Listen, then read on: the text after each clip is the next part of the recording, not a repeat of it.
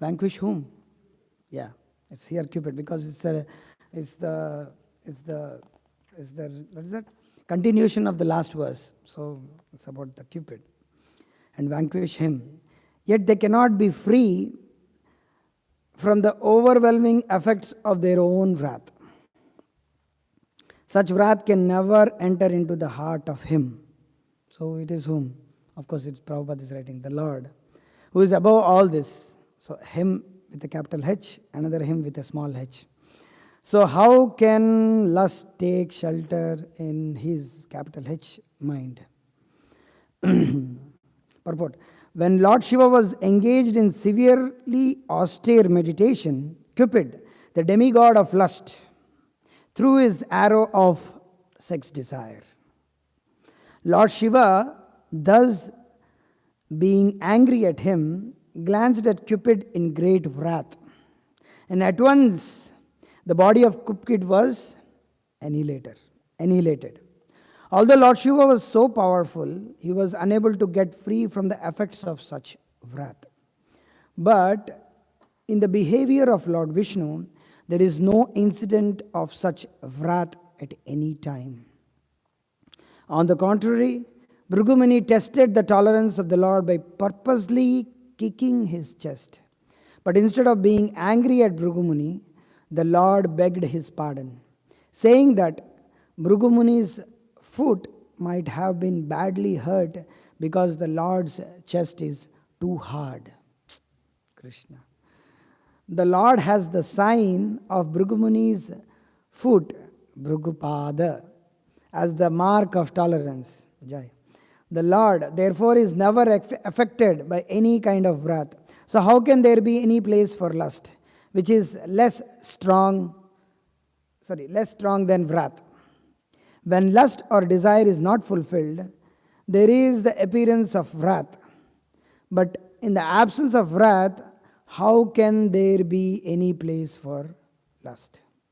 The Lord is known as Aptakama, or one who can fulfill his desires by himself. He does not require anyone's help to satisfy his desires. The Lord is unlimited, and therefore his desires are also unlimited. All living entities but the Lord are limited in every respect. How then can the limited satisfy the desires of the unlimited?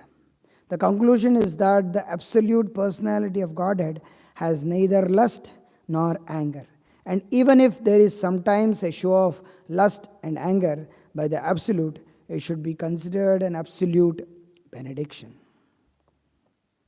Om Tat Sat Om Ajnana Timirandhasya Jnananjana Shalakya Chakshurunmilitam Yena Tasmai Shri Gurave Namaha Shri Chaitanya Manobhishtam Stapitam Yena Bhutale Swayam Rupa Kadamahiyam Dadati Swapadantikam Vandeham Shri Guru Shri Utapatakamalam Shri Gurun Vaishnavamscha Shri Rupam Chakrachatam Sahagana Raghunathanvitam Tam Sajivam Sadvaitam Savadutam Parijana Saitam Krishna Chaitanya Devam Shri Radha Krishna Padan Sagalanita Shri Vishakhanvitam Namo Vishnu Padaya Krishna Prestaya Bhutale Srimate Bhakti Vikasa Swamini Dhanamani Namo Vishnu Padaya Krishna Prestaya Bhutale Srimate Bhakti Vedanta Swamini Dhanamani Namaste Saraswati Deve Gauravani Pracharani Nirvishesha Shunyavadi Paschatya Deshatarani Jai Shri Krishna Chaitanya Prabhu Nityananda Shri Advaita Gadadhara Srivasadi Gaura Bhakta Vrinda Hare Krishna Krishna Krishna Hare Hare Hare Rama Rama Rama Hare Hare Yonta Pravishya Mama Vacha Mimam Prasipta Sanjeeva Yatya Akhila Shakti Dharasvadhamna Anyam Sasasta Charanas Shravanatrakadin Pranan Namo Bhagavate Purushaya Tubhyam Mukham Karati Vachalam Pangulam Langayate Girim Yat Kripat Mahamande Shri Punatirtharanam Paramananda Madhavam Shri Chaitanyeshwara Agati Kanakatim Natva Hinarthadika Sadhakam Prema Bhakti Vadanyata Guruve Gaura Chandraya Radhikaya Tadale Krishnaya Krishna Bhaktaya Tad Bhaktaya Namo Namaha. So we are reading the chapter 7 of the Canto 2, Schedule Incarnations with Specific Functions. So we are reading the incarnation of Naranarayan Rishi. So we're continuing. Brahmaji is glorifying Naranarayan Rishi, one of the Lord's incarnations. So it's continuation of the last verse. So in the 11th canto of Srimad Bhagavatam, chapter 4, this whole incident is mentioned. So I can I want to read the translations so that you can understand, what is going on. So there in the 4th chapter, 11th canto, 4th chapter, one of the Navayogendras, that is Drumila, there are 9 sons. There are many sons of Rishabdev, in which few sons wanted to adopt the life of renunciation, in which 9 are prominent, in which Drumila, he also mentions the incarnations of the Lord to Maharaj Nimi. So in that, Narayana Rishi is also one of the incarnations, so he glorifies Narayana Rishi in 3-4 verses. So I would like to read the translations. So 11th canto, chapter 4, text 7. King Indra became fearful, thinking that actually this shloka which has come here before shloka, to exhibit his personal way of austerity and penance, he appeared in twin forms as Narayana. I mean to say, the shloka which you read yesterday or day before yesterday, 2 classes were there on this. So to exhibit his personal way of austerity and penance, he appeared in twin forms as Narayana and Nara in the womb of Murti, the wife of Dharma and the daughter of Daksha. Celestial beauties, the companions of Cupid, went to try to break his vows, but they were unsuccessful, for they saw that many beauties like them were emanating from him, the personality of Godhead. There is a very nice picture in ISKCON also. In the 11th canto, you have Naranarayan Rishi standing, and all the Cupid is standing there with fearful like this, and their Cupid's followers, that is the women, they come to allure, and there are so many women appearing from the body of Narayana Rishi. And the whole incident goes like this, that first of all, who sent Cupid to allure Narayana Rishi? It's the Indra. So King Indra became fearful because they were doing penance and austerity. So King Indra, anybody who does penance, Indra is the first person who gets disturbed. King Indra, because he has eyes all over the body. That's another story, how he got eyes. We'll discuss separately. But the point is that he can see everywhere whoever does penance. So King Indra became fearful, thinking that Naranarayan Rishi would become very powerful by his severe penances and seize Indra's heavenly kingdom. Thus Indra, not knowing the transcendental glories of the incarnation of the Lord, sent Cupid and his associates to the Lord's residence in Badrikashrama. You're reading? Yes, reading? Okay. As the charming breezes of spring created a most sensuous atmosphere, Cupid himself attacked the Lord with arrows in the form of irresistible glances of beautiful women. The next shloka is the 8th verse. The primeval Lord, understanding the offense committed by Indra, did not become proud. Instead, he spoke laughingly as follows to Cupid and his followers, who were trembling before him. Do not fear, O mighty Madana, O, wind god, and wives of demigods. Rather, please accept these gifts I am offering you, and kindly sanctify my ashram by your presence. See, he is not even disturbed. Rather, he is giving gifts to them. Narayana Rishis, they are giving gifts to them. What are the gifts? My dear King Nimi. So when Narayana Rishi thus spoke, eradicating the fear of demigods, they bowed their heads with shame and addressed the Lord as follows, to invoke his compassion. Our dear Lord, you are always transcendental, beyond the reach of illusion, and therefore you are forever changeless. Your causeless compassion towards us, despite our great offense, is not at all unusual in you, since innumerable great sages who are self-satisfied and free from anger and false pride bow down humbly at your lotus feet. So, and then these all, it goes, here. And the 13th verse. When the followers of demigods gazed upon fantastic mystic beauty of women created by, before that, 12th verse. While the demigods were thus praising the Supreme Lord, the all-powerful Lord suddenly manifested before their eyes, many women who were astonishingly gorgeous, decorated with clothes and ornaments, and all faithfully engaged in the Lord's service. And next verse, 13th verse. When the followers of demigods gazed upon fascinating mystic beauty of women created by Naranara and Rishi, and smelled the fragrance of their beauty bodies, the minds of these followers became bewildered. Indeed, upon seeing the beauty and magnificence of such women, the representative of demigods were completely diminished in their own opulence. See that now the Lord says in the 14th verse, the Supreme Lord of the Lords then smiled slightly, and then told the representatives of heaven who were bowing down before him, please choose one of these women, whomever you find suitable for you. She will become the ornament of the heavenly planets. Anyhow, you are Urvashi, Menaka, Rambha. These are all monkeys before all these, So you can choose anybody. So they returned, vibrating the sacred syllable Om. The servants of the demigods selected Urvasi, the best of Apsaras, placing her in front of them out of respect. They returned to the heavenly kingdoms. So then, 16th, the servants of demigods reached the assembly of Indra, and thus, while all the residents of the three heavens listened, they explained to Indra the supreme power of Narayana. When Indra heard of Naranara and Rishi and became aware of his offense, he was both frightened and astonished. Okay. So the whole point is here, the sages, since time immemorial, they get astonished. The stalwart demigods, they get astonished as to how Lord is so tolerant and so nobody can control him. So this is what is the Supreme Lord is. That's why he is the Supreme Lord. So demigods wanted to test. All the demigods, sages, rishis wanted to test as to in between among the Brahma, Vishnu, Maheshwar, or Lord Shiva, who is supreme. So there is a whole story is given in Krishna book, and the same is Gokul Chandra also gives in his book, who is supreme. So Bhrigu Muni goes to test each and every demigod, Brahma first, and Brahma he ignores. He doesn't pay obeisances to him. And then Brahma becomes, 4 heads, he becomes so much disturbed. And then he goes to Lord Shiva and he says, oh, what you are, He's his own brother.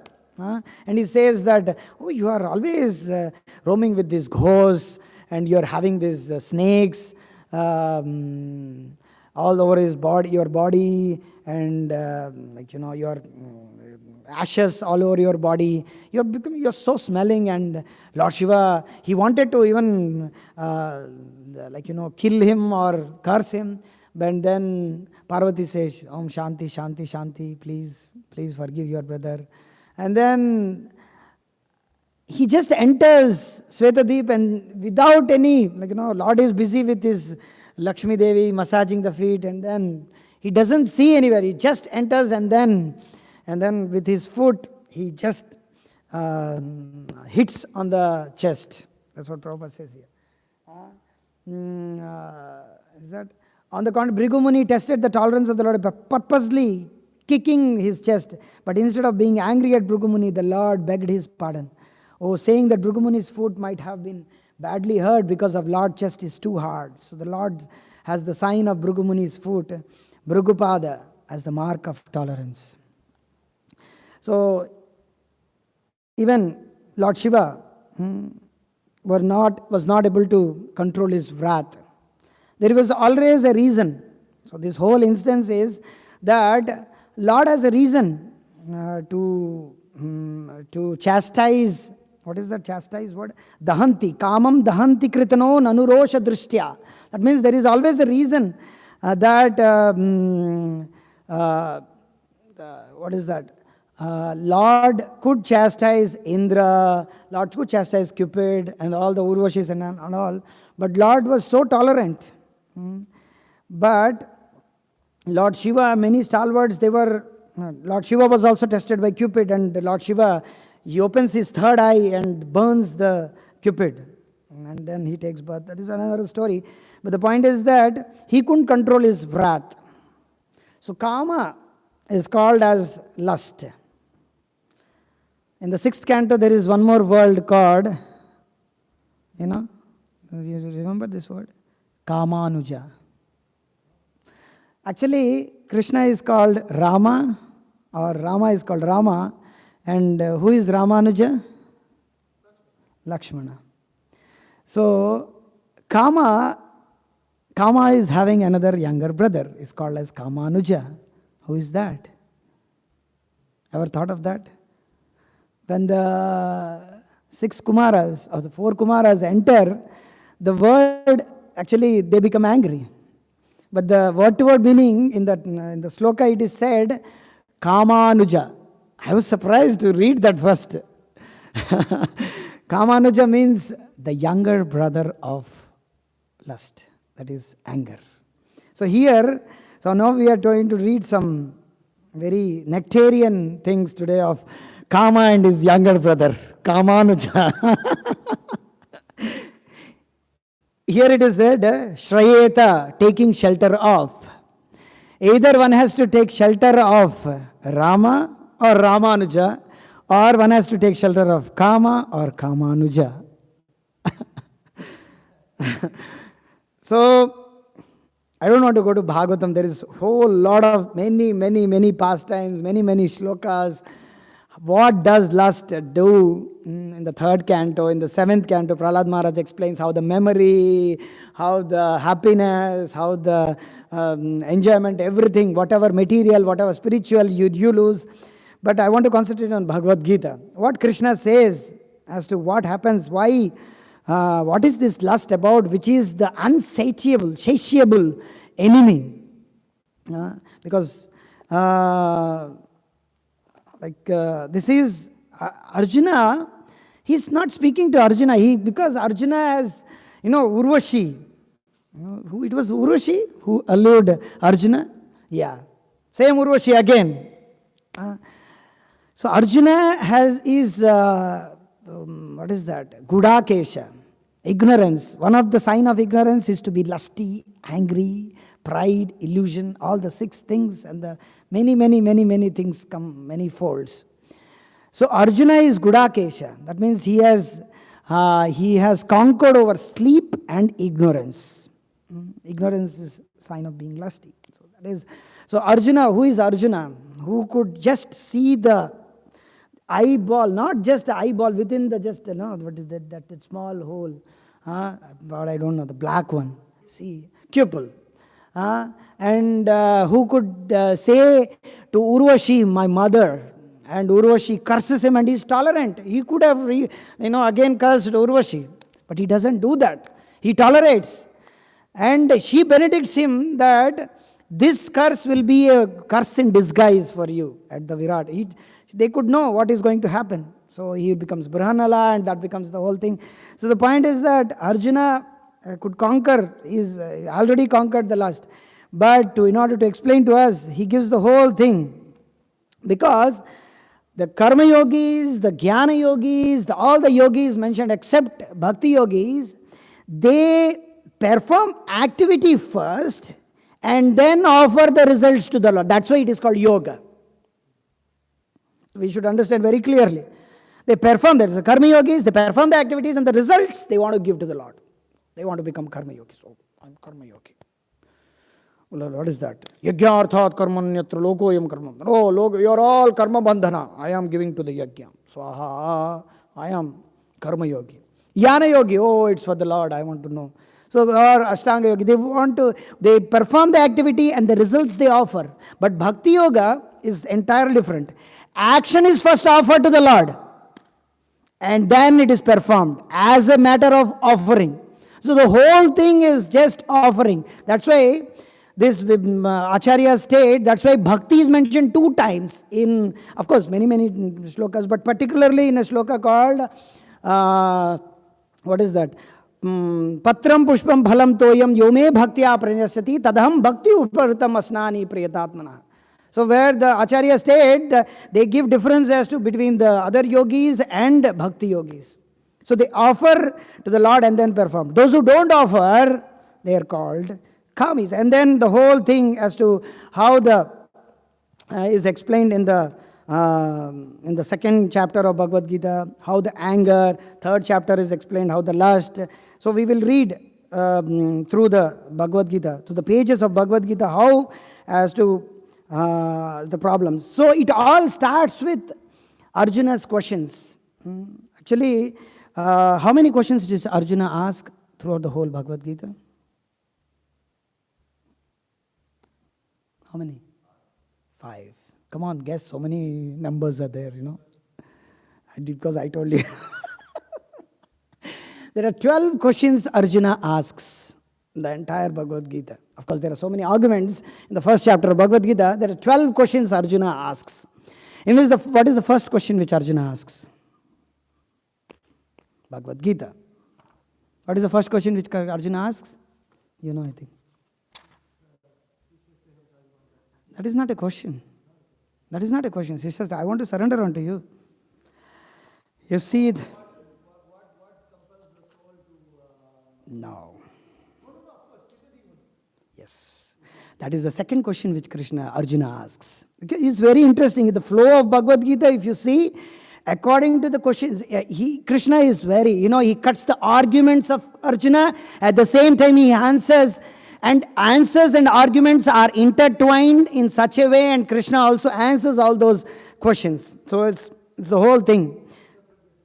Yes, that is the first question which Arjuna asks. That Sthita pragyasya ka bhasha, what is that? Sthita pragyasya ka bhasha, samadhis tasya Kesava. Sthitadir kim prabhaseta, kim asita vrajeta, kim. Why? What are the symptoms of a one who is conscious of thus merged in transcendence? How does he speak? What is his language? How does he sit? And how does he walk? So there lies the whole thing. And Arjuna goes to the topmost level. He doesn't ask something lower. Yes, what is the person at the highest level? And Krishna, no, you don't go so high. I'll tell you so many things, but first come to the basics. And then he goes on to tell what is the steady of mind. He answers. What is the pure intelligence? He answers next question. What is the perfect consciousness in which one person is there? He answers one by one. It's not the person how is he established in perfect consciousness. What are the symptoms of a person who is merged in transcendence? How does he speak? And then he says prajahati yada kamam. Then he starts with kamam. You see, prajahati yada kamam sarvam prartha manogadam. Atmanyevatmano atushtas sitapragyas tadochyate. The first definitions, what is what. So he defines first, tadochyate. He defines this. He said, what is said? When a man gives up all. So man doesn't mean only man. It refers to all the human beings. When man gives up all varieties of desires for sense gratification, which arise from mental concoction, and when his mind thus purified finds satisfaction in the self alone, and then he is said to be in pure transcendental consciousness. And how is that pure transcendental consciousness? He explains one by one. He bifurcates what is the mind, consciousness, intelligence, steadiness of intelligence, steadiness of mind, again and a shloka of the shloka. Of course, I don't want to read the shlokas and then tell I know that shloka. The point is that he explains the steadiness of the mind. He explains what is the person.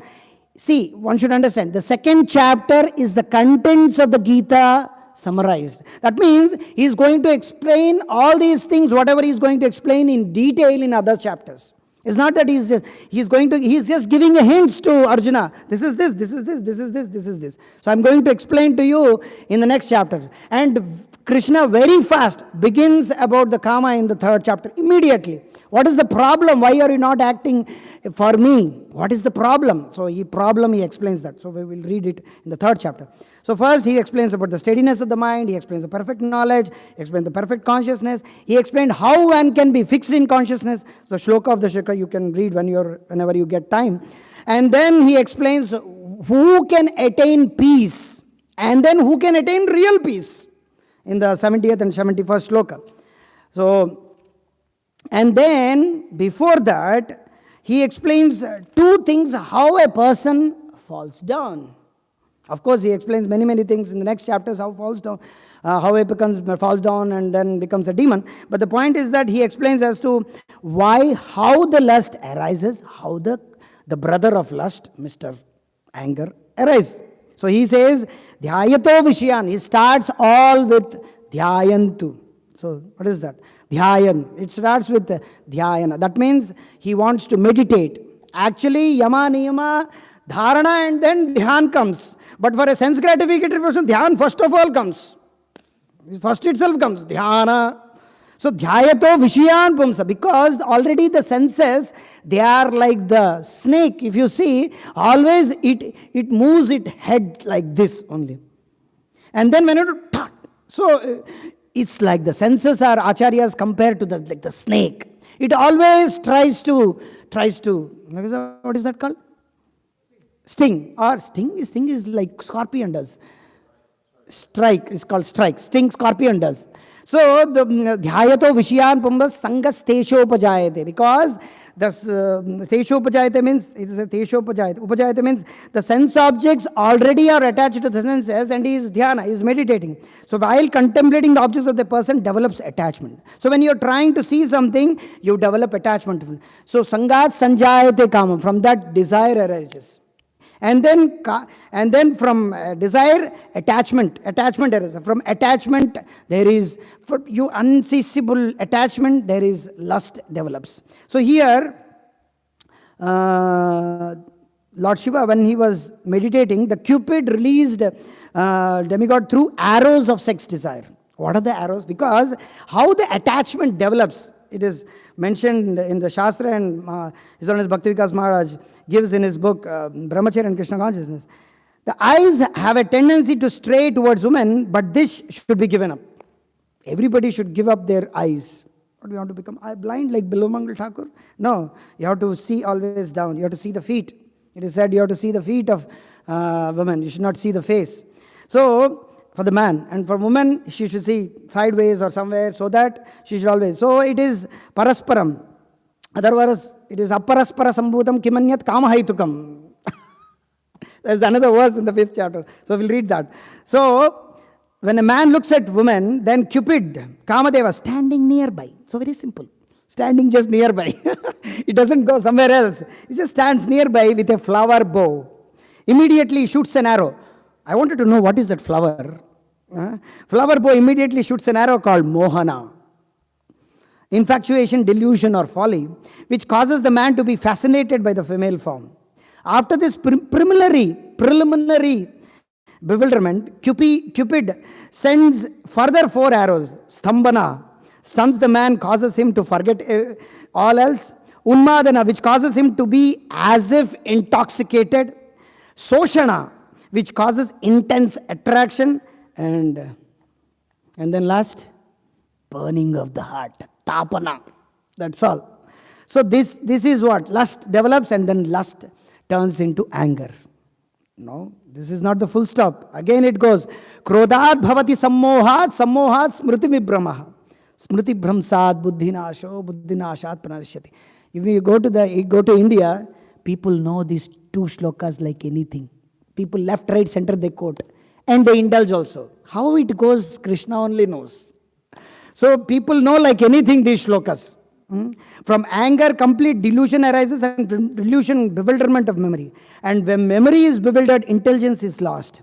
So when intelligence is lost, one falls down again into the material pool. That's why the example of the chariot, that's why people in the Upanishads, people who read Upanishads, they sometimes get bewildered with the chariot of Krishna carrying the chariot with the example given in the Upanishads. Because the analogy goes like that. Analogy is the senses are compared to the horses, and the reins are compared to the mind, and the person who is actually the driver is compared to the intelligence, and the passenger who sits is compared to the jiva soul, and the whole chariot is compared to the body. But people misconstrue, or those who misinterpret Bhagavad Gita, they construe that this one is actually the analogy which... It might be, but it is person Krishna is driving Arjuna's chariot. That can be derived, but we should understand it is not just analogy, somewhere it happened. No, it is really Krishna is driving Arjuna to the path where he can fulfill Krishna's desire. So the point is that in Upanishads that example is there. So the senses are driving. So yesterday we were sitting in the, drinking milk, we were discussing in Beyond Birth and Death, there is a picture wherein a person is sitting like this and his eyes, he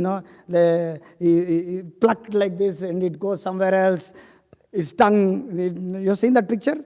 And there is a woman just sitting beside that man and he's just pinching him. So the point is, the senses are dragging. These are like the horses. Why horses example is given? Can you just know? Do you know why horses example is given? That's okay, fine. Sorry? Okay. You know one thing? To give medicine to the horse is very, very difficult. It is said at least 4, 6, 7 people have to catch the horse. Although nowadays, modern day, you have so many things. But in the gone well days, it's very difficult to give a horse, to put something in his mouth. It's not so easy to control the horse. It is easy to even control the elephant. That's why in Shastra, senses are compared to the horses and snakes. And horse is so powerful and stamina, all these things are there, but it is very difficult. Horse is like, it can run so fast than cheetah. Horses can run so fast. They are like, what is the most beautiful animal? Prabhupada, somebody said cow. Prabhupada said no, it is the horse. Beautiful animal. So Prabhupada said beautiful animal is horse. The point is that horses are compared to the senses and they go wild. What can you expect a chariot driver who holds the reins and you expect the whole, that's why the reins are meant to control the horses. He pulls them.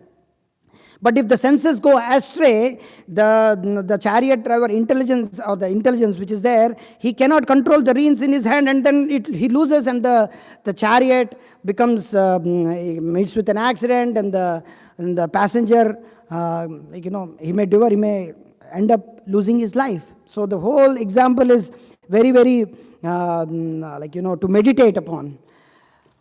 So, and now continuing our discussion on Bhagavad Gita, where Krishna says in 3rd chapter of Bhagavad Gita, where Arjuna asks the question, okay, you're telling so many things about I have to give up sakama, I should not be attached to my fruits of result, sakama karma, and all those you want me to do nishkama karma. But then I have a problem. And then he says in 36th verse, in 3rd chapter of Bhagavad Gita, in 36th verse, Arjuna hears, and then immediately he asks, you're telling me to, see, before was is that, yes. He says, you're telling me it is far better to discharge. Krishna says, it is far better to discharge one's prescribed duties, even though faultily, than another's duties perfectly. Destruction in the course of performing one's duty is better than engaging in another's duty, for it follows, to follow another's duty also perfectly is dangerous. So that's why Krishna says.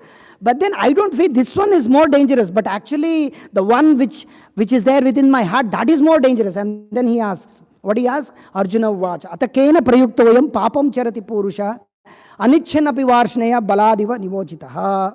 He asks that by what one is impelled to sinful acts. O descendant of Varshna, Vrishni, by what one is impelled to sinful acts, even unwillingly, even if engaged by force. What is that? Why I don't want to do sins? Because there is papa karma and there is punya karma.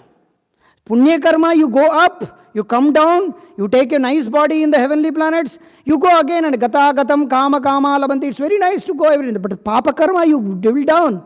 And already Krishna, you have told how one person gets bewildered and he falls down in this material world. You're telling me to do my own duty, but what is my problem? You please clarify my problem. And then this whole, from this verse until the end of this whole verse, from 36th shloka of the chapter 3 until the last shloka, Acharya has given many purports, on this. We cannot go on those. But the point is that we can at least know. I'll read the shloka in translation. What Krishna says that your problem is Kama Esha Krodha Esha. Kama and his younger brother Krodha. They are the problem. Kama and Kamanuja. So Kamayesha Krodayesha Rajoguna Samudbhava. Mahashuno Mahapapma Vidyayenam Hivairinam. If you observe Vedic culture, everybody was trained in Sattva Rajas Tamo Guna. Although Sattva Rajas Tamo Guna were not discussed to Arjuna, he mentions about Rajoguna here. All the way he goes to Rajoguna. Where Rajoguna is not. For us, Rajoguna, how Rajoguna? No, we don't know about Rajoguna. But then he explains about Rajoguna. These are Rajoguna. What is that? What Bhagavatam says? Tatha Rajas Tamo Bhavo Kama Lobha Dayaschayer. Their Lobha is also considered as this one. The point is that, so Vedic culture, everybody is trained. Even in colloquial languages also, they say that Tamo Guna, you are in Sattva Guna, Rajo Guna, like that. So it is the lust only which is born out of contact with the material mode of passion and later transformed into wrath, which is all devouring sinful enemy. So the main problem of the conditioned soul is not lust. So we are talking about lust, and what is it? It's not problem of lust. The Prabhupada explains main problem of the living entity is not lust actually. It is actually, what is that? Prabhupada explains in the middle somewhere. Yes. When the living entity comes in contact with material creation, his eternal love for Krishna is transformed into lust in association with the mode of passion. Actually, when we come to Prabhupada's books, it becomes everything is easy and we take it for granted that, oh, we were love of Krishna and then it transformed into lust. Millions and millions of lifetimes and lifetimes, yogis, karma yogis, jnana yogis, they are trying to meditate. What is our reason? What is the problem? Why we are not able to control our senses? Why we are getting Ashtasiddhi, I become attached. Jnanis, oh, they become so much into jnana, they forget who is Supreme Lord. Karma yogis, they become so much attached to their work, and they don't bother who is actually to be the real person who is to be offered. So they become bewildered. But in Prabhupada's books, everything is very clear. It becomes so clear. It becomes directly, Prabhupada takes to the real problem. So real problem is our forgetfulness of our relationship with Krishna. Forgetfulness of our love for Krishna, which in Chaitanya Charitamrita is compared to the golden rod and the, what is that? Iron rod. So here it is compared. So many ways the lust and love is compared. Here it is the love is compared to the milk and the lust is compared to the curd, yogurt. Here Prabhupada writes curd or yogurt? Yogurt. See, here Prabhupada says that, in other words, when the living entity comes in contact with the material, his eternal love for Krishna is transformed to lust and his association with mode of passion. In other words, the sense of love of God becomes transformed into lust, as milk in contact with the sour tamarind is transformed into yogurt. But if you see the analogy, yogurt, once the milk gets turned into yogurt, no person in this material world, of course Supreme Lord can turn the yogurt into milk. Nobody can do that. But it is very interesting that the lust, which is already, which is millions and asitim chatur, there's a shloka in Padma, asitim chaturam shaiva lakshyam tvam jivya jatisu brahmya bhi purusham prapyam manusham janma parjaya. It is said that asitim chaturam, after crossing 84 lakh species of life, manusham, he gets the form of human body. Asitim chaturam shaiva lakshyam tvam jiva jatishu manusham janma parjaya tadavi afalatam jata tada varakana manashitya govinda. And it is very rare to attain the govinda charanadvayam. It is very difficult to attain the lotus feet of the Supreme Lord, which is actually the transformation of lust into love. So then it is, then again, lust is unsatisfied, it turns into wrath is transformed into illusion. So Prabhupada again here quotes the same verse which we read in the second chapter of Bhagavad Gita, 63rd shloka, Dhyayito Vishayam. The whole thing, how a person bewilders and falls into the whirlpool of this material world. Prabhupada explains the whole thing. So then again, when the lust is unsatisfied, it turns into wrath is transformed into illusion, and illusion continues in the material existence. Therefore, lust is the greatest enemy of living entity, and it is the lust only which induces the pure living entity to remain entangled in this material world. So this is the thing. And then Krishna, sloka after sloka, explains as to where the lust resides, where it takes shelter of, and he's explained. As fire is covered by smoke, as a mirror, and he explains as to what are the coverings. Some coverings are smoke, as fire is covered by smoke, as mirror is. He's actually explaining about the sattvic, rajasic, tamasic of the lust. Too much inward. So fire is covered by smoke, as mirror is covered by dust, and embryo is covered by womb. Fire is covered by smoke, it is little bit. You can see the smoke still. And mirror is covered by dust, you can't see the, your image. And he shows more and more deep. He shows embryo is covered by the womb. That means you can't see the child within the womb.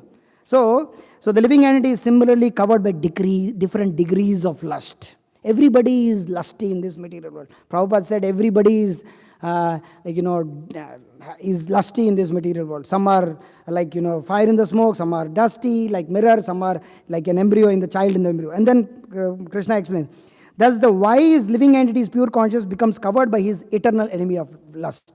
Avritam jnanametena jnanino nityavairina kamarupena kaunteya dushpurena nalecha. This is the. And it is very interesting here, the shloka, which comes in the second chapter of 40th shloka, and then, not this shloka, okay, 42nd, I'm sorry. And then he explains the senses, the mind, where the lust sits, the senses, the mind, and the intelligence. So we should understand where the enemy sits, where are the strategic points. Strategic. Enemy means he has the way to devour it. And then the senses, the mind, and the intelligence. What does senses do? They capture the sense objects. Mind, what does it do? The thinking, feeling, and willing. What does intelligence do? He gives the inputs by which you can think well, you can feel, you can make all sorts of plans, everything in such a way so that you can become more and more lusty in this material world. So through them, lust covers real knowledge of the living entity and bewilders him. And then, tasmatvam indriyan adau. And he says, oh best of, in the very beginning, curb the greatest symbol of sin. Oh Arjuna, the best of Bharatas. So he has already conquered. He says, Bharatarshava, by regulating the senses and slay this destroyer of by knowledge and self-realization. And Krishna in another place, he says that this is the very greatest enemy for self-realization. In the 16th chapter, 1st, 2nd, 3rd shlokas, he gives all sorts of divine qualities, in which one quality is to free of lust. And then he says, not in that 16th chapter, I think 17th chapter or 18th chapter. He says one can get out of the freest lust. That is the conducive for self-realization. So we are after self-realization and God-realization. So what is conducive is to give up kama. And then the interesting shloka comes, and how is that this shloka is put over here? So Acharyas explain many ways, and Prabhupada explains that we quote this shloka more and more as to this, how the soul is residing about all those things. About where is the position of the soul. Indriyani paranyahur indriyabhya param manaha manasastu paro buddhir yo buddhi parastastu saha. See, this whole thing is explaining about karma and how to get out of this karma so that I can do my activities in action in Krishna consciousness. The transcendental knowledge and gain, and the next chapter is action in Krishna consciousness. But then why Krishna says this shloka? He says, Indriyani, the working senses are superior to dull matter, mind is higher than the senses, intelligence is still higher than the mind, and the soul, is even higher than the intelligence. But the catch is, Sripad Ramanujacharya explains the shloka because this comes in the series of verses which explains what Krishna is explained to curb the insatiable enemy called lust. The working senses are superior to dull matter, mind is higher than the senses, intelligence is still higher than the mind. And he says, even higher than the intelligence is the lust.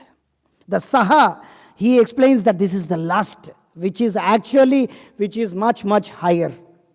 Which is actually what is that?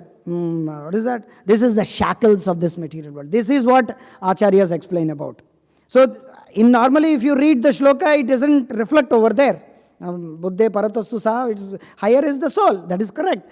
But Acharyas explained that this is actually the lust which is there within the that actually curbs the soul from understanding his real position, from developing his love for Krishna. And then, evam buddhe param buddhva. Then he concludes the shloka, concludes this chapter to give foundation to the next chapter, that by gaining the transcendental knowledge, that lust can be conquered.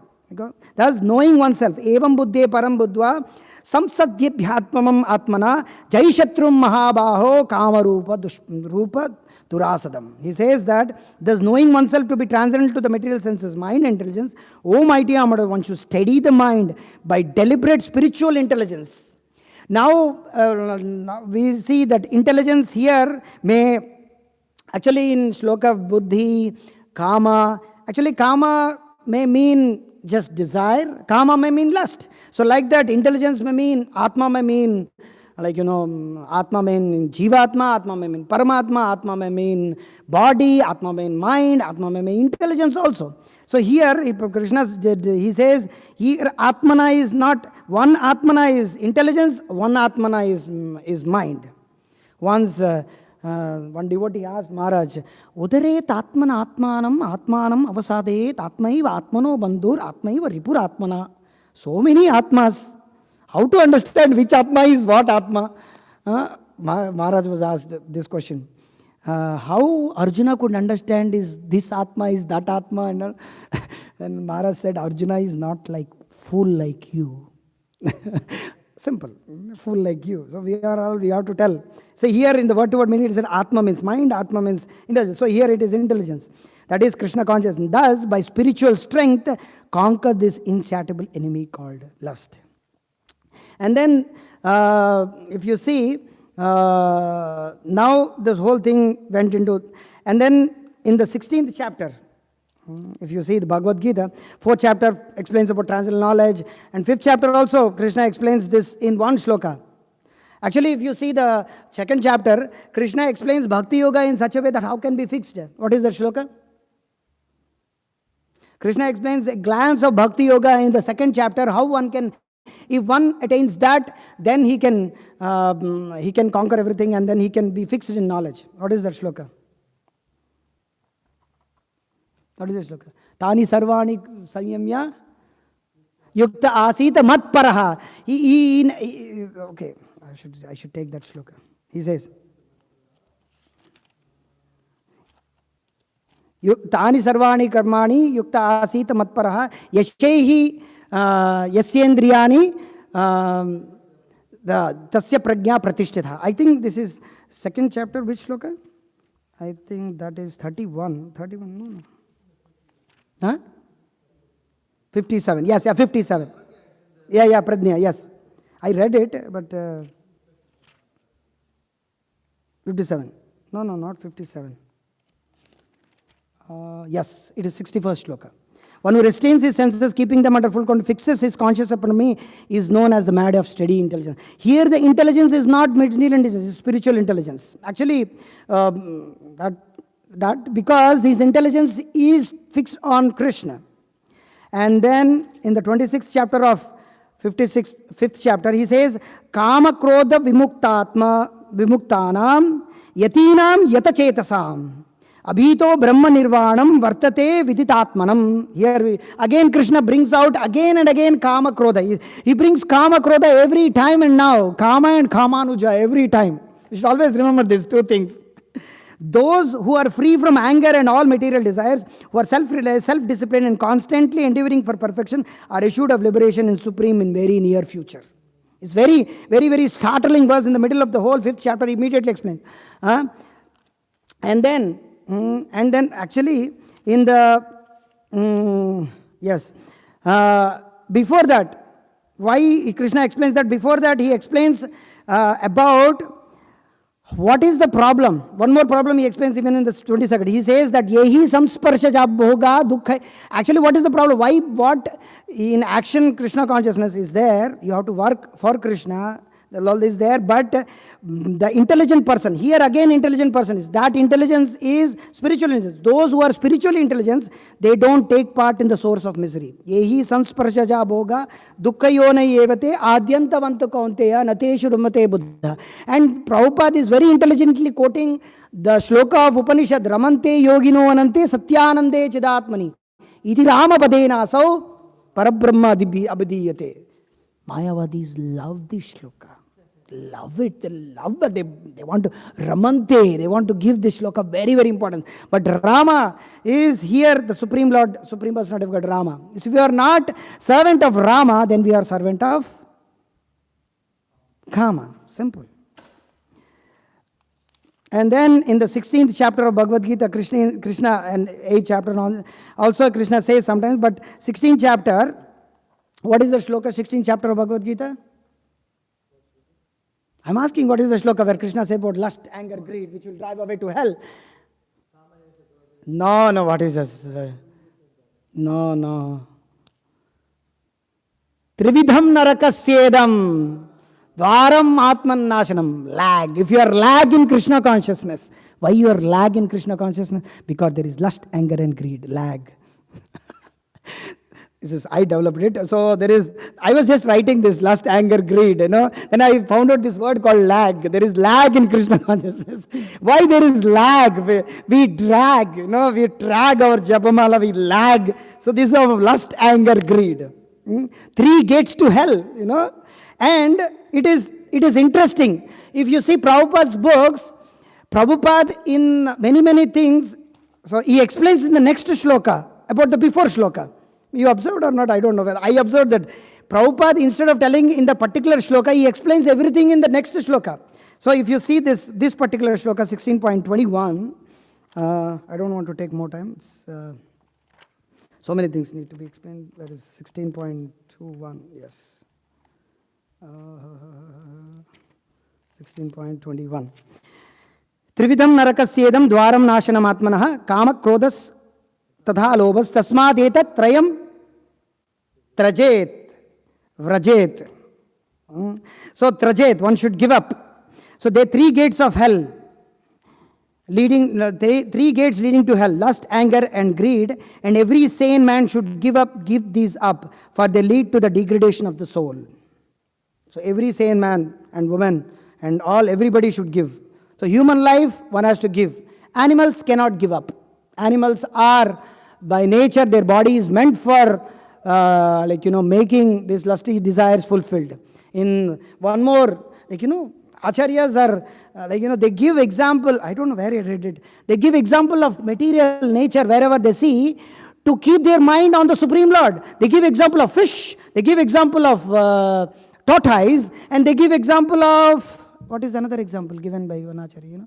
3 examples he gives, and then he says, my mind should be like that, Padambuja. He says, Padmaja. He says, mind like that. Oh, Padmaja. So, they say that, I don't remember that shloka. So, Prabhupada, in the next shloka, one should be careful of these 3 enemies. If you read the purport of this shloka, Prabhupada says the beginning of the demonic life is described here. One tries to satisfy his lust when he cannot, anger and greed arise. A sane man who does not want to glide down to the species of demonic life must try to give up these 3 enemies which can kill the self to such an extent that there will be no possibility of liberation from this material entanglement. But then interestingly, in the next shloka, he explains the whole thing as to how one can give up. One should be careful of these 3 enemies of human life: lust, anger, greed. The more a person is freed of lust, anger, greed, the more his existence becomes pure.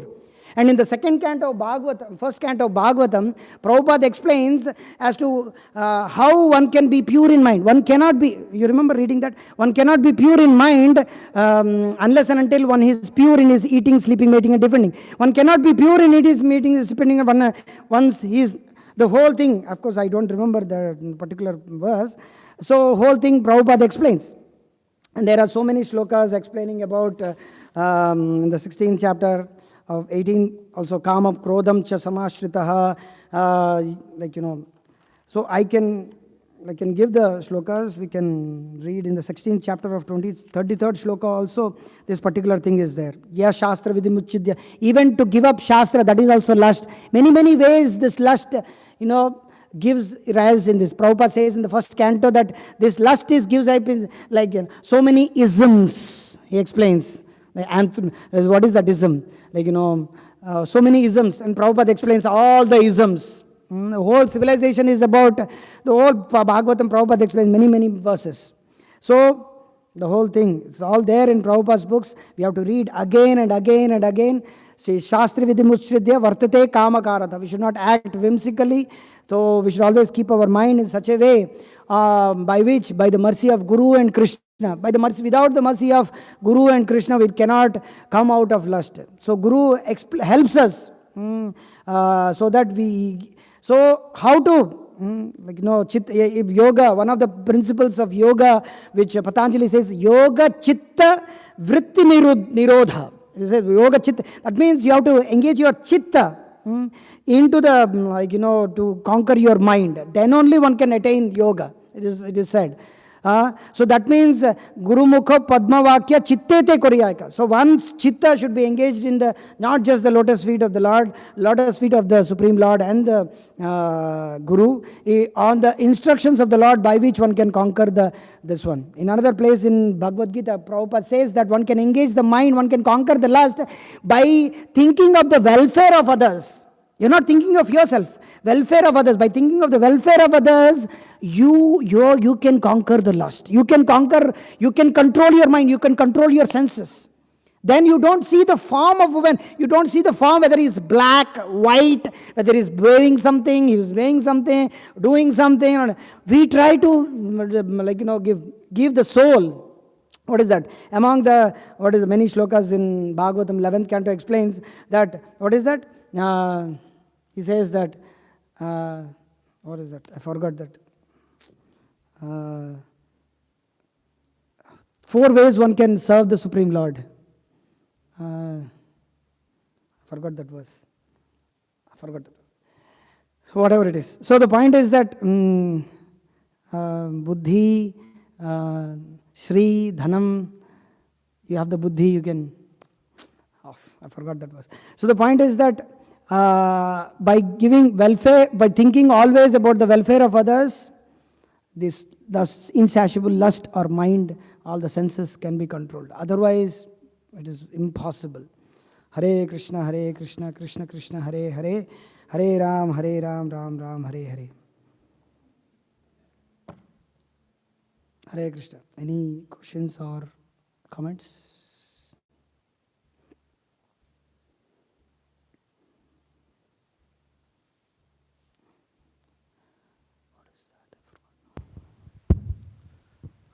Hare Krishna. Hare Krishna. Prabhu, I have 2 questions. Yes. Arjuna's chariot had how many horses? How is it?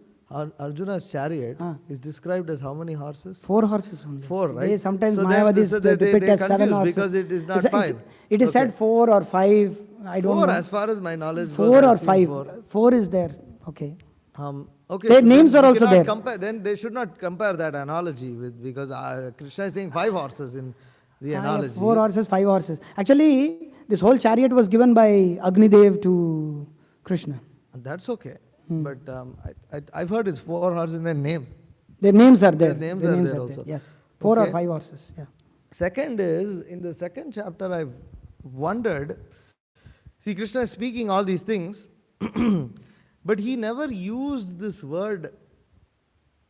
Did Krishna use this word Sthitadhi Muni before Arjuna asked this question, or Arjuna brings that term first? Arjuna brings that term. So I'm curious to know how Arjuna brings that term suddenly. It seems, in one sense, it seems like it came out of nowhere. Arjuna is asking that question kind of like nowhere in the 2nd chapter. No, if you read the 2nd chapter, that shloka, particular shloka, and if you read the series of verses which come from... Before that. there is... one second. See, the problem is that Krishna, he explains, Durena avaram karma, buddhi yogat, dhananjaya, buddhau sharanam, anvricha. He says that abominable activities should be far from this one. Your consciousness should surrender to the Lord, those who want to enjoy the fruits. So he explains about sakama kamis, about the people who want to enjoy the fruits. And then he explains about those who go back to Godhead. You see here, this karmajam buddhi yukta hi phalam tyaktva and padam gachan anamayam. So those who attain the Supreme Lord, they go to the Supreme, they go, like, they cross over this material world. And when material intelligence is passed through this forest of little, you become indifferent. This word here, you become indifferent. And then from there, the link comes is, oh, how? Okay, you become indifferent. How is that? How is that possible? And in Vedic culture, these words called Sthita Muni, all these things are like quite common. Like, it's not that Arjuna is first time bringing. He would have spoken so many conversations and all these things, how a person who is very fixed up in consciousness, all these things he might have spoken. So it is not that on the blue he is speaking about Siddhamuni, because there is a series of verses which goes on and on as to how one person becomes bewildered, how one person comes out of this material world. And now Arjuna asks this question. So basically that verse, Karmajam Buddhi And here it is, you see here, Manishinaha, that word is Manishinaha is specifically refers to great sages or devotees. Yeah. So I guess when he hears that, Arjuna wants to know how these people are. And if you see this particular shloka, Atakena Prayuktoyam Kamam Charati Purusha, the before shloka, if you read, he says, those whose intelligence is Nischala, you see, Shruti Vritrapannate Yadi Sthapyasi Nischala. When your mind is no longer disturbed by the flowery language of the Vedas and it remains fixed in the trance of self-realization, then you will have attained the divine consciousness. The next, just before verse. So it is already Krishna said that one who is in divine consciousness, his mind is no longer attached to the flowery language of the Vedas and he remains fixed in language, in the self-realization. And I want to know who is that person who is fixed in self-realization. That's what he raised this question, that Sthita Pragyasa Kavasha, how he speaks, how he lives, how he walks, everything. There's a whole series of shlokas. Every shloka is intertwined with other shloka, if you read. It's like that. Yeah. Even if you read the shloka, before shloka also, there is a link every shloka as to why he asked that shloka. Because he is hearing very consciously and then he asked this question. That's all. Okay. Prabhu, you gave the example of Urvashi cursing Arjuna. Yes. And Arjuna was just so tolerant, he didn't retaliate. Yes. So how does one how do you imbibe that mood of, somebody does something wrong, or how do you develop such tolerance? It is very difficult. It's very not so easy. It is Arjuna. It is not so easy. Anybody, even he might think in the mind, in the heart. We might think in the heart, at least. But it is possible. We can, by reading and hearing, like Savai Mana Krishna Padara Vindayor Vachamsi Vaikunta Gunanu Karau Hare Mandira Marjina Dushudim Chitakarachita Satkatodhe. What is that? Mukunda Lingalaya Darshane Drishav. The whole series of shlokas about how Ambarish Maharaj, he was just standing, Oh, Arjuna was having somebody like Urvashi just cursing him. Oh, here is the big demon, full of fiery, the Jatayu of, who is that? Durvasha. The Brahmanas' wrath is like that. Brahmanas gain so much by their tapasya, by their austerity, and they lose within just 1 minute, 1 second they lose the whole thing. And devotees, even though they're coming from different backgrounds, even though there is a grahastha, brahmachari, whatever it is, they just stand, There are many examples. You can read again and again, try to develop, and it is still very difficult. At least we may think in our mind something bad about him. At least in Kali Yuga, it is said that whatever offenses are committed in the mind, they are not taken so much. Is it? It is there? Yeah, I have heard, but I don't know the reference of that. If you do physically, it is a problem. But if you think of something bad, Prabhupada also said, and Prabhupada said, if you, Prabhupada says that if you are mentally thinking about, bad about others, it's because Kali Yuga, Krishna says in Bhagavad Gita, what is that? Sarvarambhai doshena. Everything is a dosha. But then how you can do? So it's a frequently asked question that how can I get that? See, one thing is that this lust, particularly this whole thing, Unless and until we understand what I heard, some hearing so many things over a period of time, what I understood, who am I? But the point is, I should not say I every time, my, I in the class, but sorry to say. But the point is that unless and until we understand Krishna's name and Krishna's form is non-different, it's very difficult to come out of the lust. Until and unless we come to that Krishna's form and Krishna's name is non-different, and then from there qualities is gets automatically manifested, then until then this lust cannot be. Anartha nivritti will take a lot of time. And Bhaktivinoda Thakur in Harinam Chintamani, he gives the whole thing why. Asat Trishna, Hriday, what is that? Hrudroga Kama, what is that? Hridaya Daurbalyam, Asat Trishna, Aparadha. And then he gives the various reasons why he has to, why this intolerance as to lust, everything cannot go away from us. This anartha particular, this is anartha. We're struggling, this is an anartha. How it can go? This whole thing. 4 reasons why this anartha cannot go, and from there so many are there in between also. It is difficult, but we hear again and again and again, meditate upon, and do our own business. Mind our own business, then maybe we will conquer, I think, one day. That's what Krishna says. You mind your own business. You try to do some other's business perfectly also, that you will get into problems. Okay. Time is up. I'm sorry. Mataji's, any question? Can I ask? So what? Okay. Srila Prabhupada ki jai. Srimad Bhagavatam ki jai.